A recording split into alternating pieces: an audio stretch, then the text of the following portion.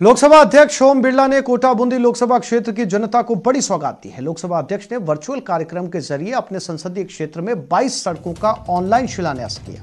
लगभग 160 किलोमीटर की लंबाई में 88 करोड़ की लागत से कोटा और बूंदी जिले की सड़कों का नवीनीकरण आज से शुरू हो गया है।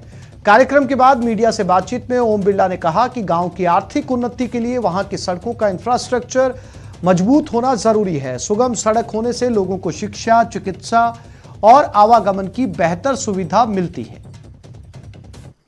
जब गांव सड़क से जुड़ता है तो गांव में समृद्धि आती है, खुशहाली आती है। जैसे आवागमन की सुविधा होती है, आवागमन की सुविधा के साथ कृषि उत्पादन को शहर तक लाना हो, चाहे नौकरी के लिए जाना हो, चाहे इलाज के लिए जाना हो या किसी भी काम के लिए जाना हो, तो सड़कें सबसे बड़ा इंफ्रास्ट्रक्चर है। और प्रदेश में कल से स्कूल खुल जाएंगे। 9 से 12वीं तक की क्लासेस शुरू हो जाएंगी। स्कूलों के लिए एसओपी जारी हो गई है। सुबह 9:30 से 3:30 तक 10वीं और 12वीं की क्लास, सुबह 10 से 4 बजे तक 9वीं और 11वीं की क्लास। कोरोना गाइडलाइंस की पालना करना अनिवार्य होगा।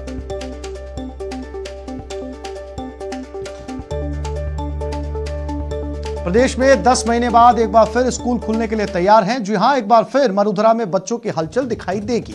वहीं बच्चे भी स्कूल जाने के लिए खासे बेताब नजर आ रहे हैं। बता दें कि 18 जनवरी यानी कल से 9वीं 12वीं तक के स्कूल खुल जाएंगे। लंबे समय बाद अब फिर क्लासेस ऑफलाइन मोड में भी चलेंगी। हालांकि विद्यार्थी के स्कूल में आने के लिए अभिभावकों की स्वीकृति जरूरी है। जो बच्चा स्कूल ना आना चाहे उसके लिए ऑनलाइन क्लासेस चलती रहेंगी। 99% तक बच्चे स्कूल आने को तैयार हैं। सबने अपने सहमति पत्र स्कूल को भिजवा दिए। इसी के साथ सीएम और मुख्य सचिव के निर्देश पर आईएएस आरएस अफसरों को स्कूलों का विजिट करने के निर्देश दिए गए हैं।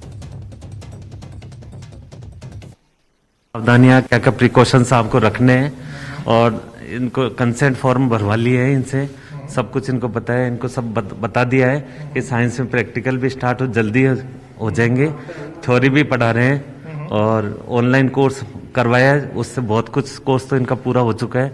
अबव 95% तो हो चुका है इनका कोर्स। अब 5% है, ताकि हम टेस्ट वगैरह लेंगे, अच्छी तरह रिवीजन करवाएंगे और ये काम सारा करेंगे। जालोर में हुए हादसे में अब तक 6 लोगों की मौत की पुष्टि हो चुकी है, जबकि 12 से ज्यादा लोग घायल हैं। सीएम गहलोत ने इस मामले में मुआवजे का ऐलान किया है। मृतकों के परिजनों को 2-2 लाख रुपए मिलेंगे, जबकि गंभीर रूप से घायलों को 50-50 हजार रुपए की आर्थिक सहायता दी जाएगी।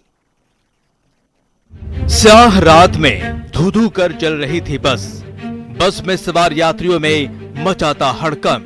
बिजली की तार से टच होने पर लगी थी आग। 6 लोगों की मौत, 12 से ज्यादा लोग झुलसे।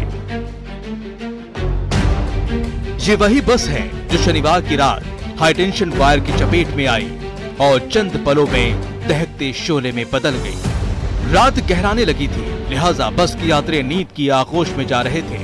ऐसी में आग की खबर से हड़कंप मच गया। जिसको जो रास्ता समझ में आया उसी से भागने की कोशिश करने लगा। कुछ लोग दरवाजे से निकले तो कुछ खिड़कियों से जान बचाने के लिए कूद पड़े। घटना करीब रात को 10 से 10:30 बजे के बीच की है।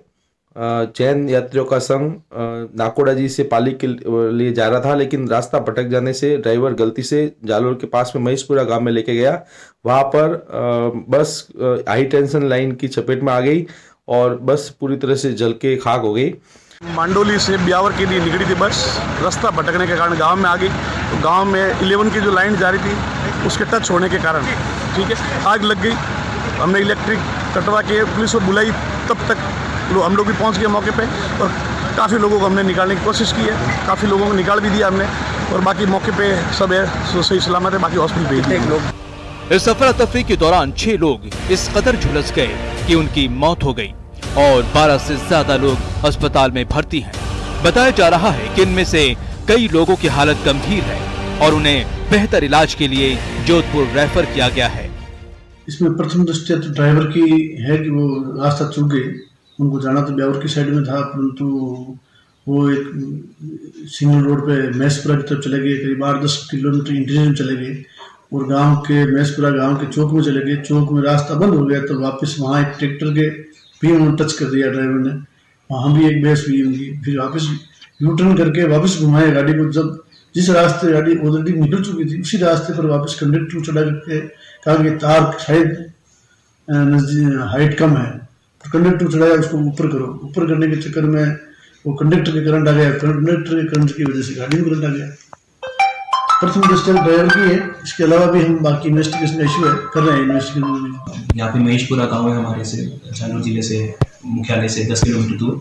वहाँ पे ड्राइवर रास्ता भटक गया था, जिस कारण से जब वो बैक करने लगा तो बस जो है वो बिजली की तार की चपेट में जो कंडक्टर था वो आया, जिसके कारण से ये घटना हुई। और अभी फैक्चुअल रिपोर्ट ये है कि 6 डेथ्स हैं अभी और 7 केसेस को हमने जोधपुर रेफर किए।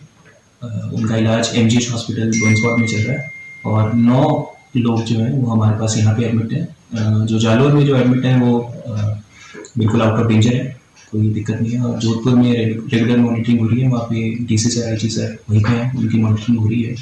और जो डेड बॉडीज़ हैं वो हम पोस्टमार्टम करके उनकी जो बॉडीज़ हैं उनको सुपुर्द उनके परिजनों को कर रहे हैं। हादसे में जिन लोगों की मौत हुई है उसमें बस ड्राइवर धर्मचंद जैन और कंडक्टर ब्यावर की सोनल सुरभि और चांद देवी और अजमेर के रहने वाले राजेंद्र शामिल हैं।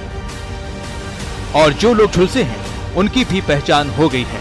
अब बताते हैं इस बस में कौन लोग सवार थे, कहां जा रहे थे और बस में आग लगी तो लगी कैसे। बताया जा रहा है कि बस जैन श्रद्धालुओं को लेकर मांडोली से ब्यावर जा रही थी। ड्राइवर रास्ते की जानकारी के लिए गूगल मैप से मदद ले रहा था। रास्ता भटककर बस जालौर से 7 किलोमीटर दूर महेशपुरा पहुंच गई। महेशपुरा गांव के बीच 11 kV का वायर काफी नीचे लगा हुआ था। कंडक्टर हाई टेंशन तार की ऊंचाई देखने के लिए बस पर चढ़ गया। कंडक्टर ने तार हटाने की कोशिश की, लेकिन तार से चिंगारी निकलने लगी। 11 kV की तार से निकली चिंगारी से बस में आग लग गई।